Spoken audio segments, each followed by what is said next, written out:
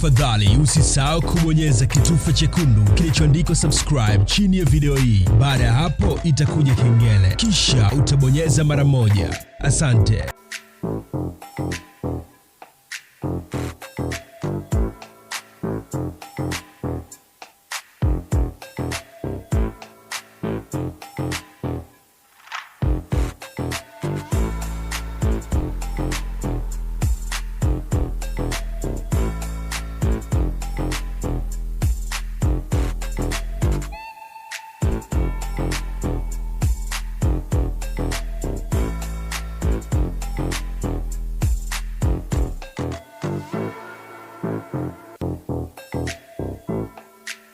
Kutoka Slim Vevo, na hapa tuko katika uwanja ambapo kesho ndo kitanuka, na uwanja hapa ni Ottu Mwanjelo, and of course niko na brother mkubwa ama kaka mkubwa Izzo business. Of course tunafahamu Izzo Mbeya ndo nyumbani, na ataweza kutuambia ama kuongea mawili matatu kuhusiana na kitu ambacho kesho atakifanya, na ni kipindi gani ambacho Izzo hajafika Mbeya na nyumbani. Tunafahamu of course atazungumza vitu ambavyo amewatayarishia ama amewaandalia wana Mbeya. Kwanza Izzo, inakuaje?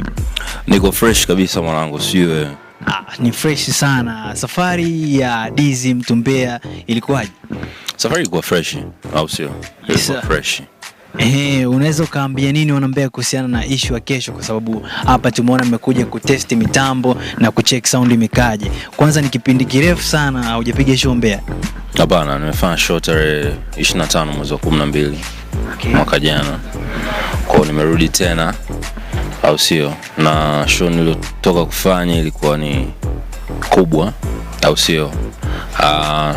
Na watu wangu ambao niliwafanyia ndo watu wetu hawa ambao tumekuja kuwafanyia hapa.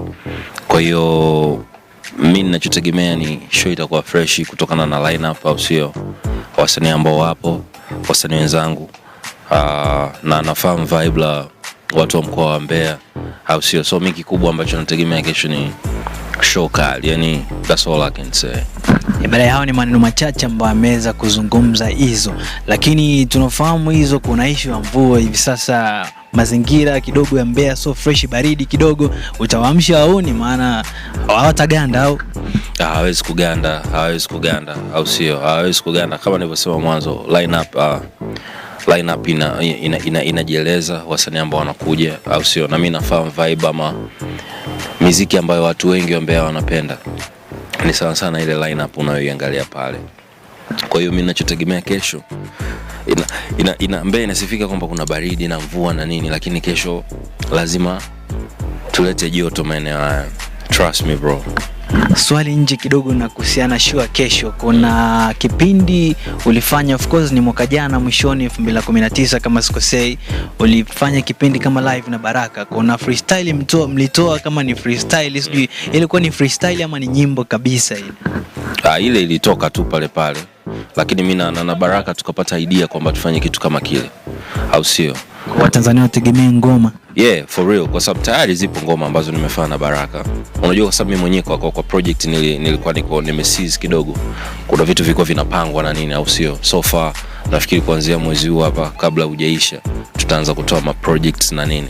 Kwa hiyo kuna projects ambazo tayari ninazo na Baraka na wasanii wengine tofauti ambayo napenda ije kuwa kama surprise, kwa sababu Baraka mwenyewe ni kwa staki kumtaja, lakini tayari na project naye na is a big project. Kwa watu wakae tayari tu. Sasa hizi ambacho tunafanyia kazi ni kujaribu kurecord kile ambacho watu wengi walipenda. Wewe sio mtu wa kwanza kuniuliza, na hata nilipotoka nje baada ya interview na Baraka tukadiscuss kuhusu hilo pia. Kwa ni sisi tu kujipanga, lakini nafikiri tutakamilisha very soon. Okay, brother Izzo, shukran sana kwa time yako. Umetisha kinoma noma. Salute mwanangu. Shukran sana. Peace man. Bana, huyo alikuwa na Izzo business, na tumeweza kupiga naye story 2-3 kuhusiana na issue ya show kesho, na pia ameweza kuzungumzia kile kitu ambacho aliweza kufanya na Baraka kwenye moja kati ya interview. Shout sana kwa Clouds Plus na ishi kama zile pale. Bana, kicha msingi ni kwamba usite kudondosha comment yako chini ya video hii hapa, kugonga like, kushare video na marafiki zako mbalimbali. Itakuwa imekaa kizazi sana kunifollow mimi hapa katika ukurasa wa Instagram, Snapchat na Twitter, ndilo jina ambalo nalitumia.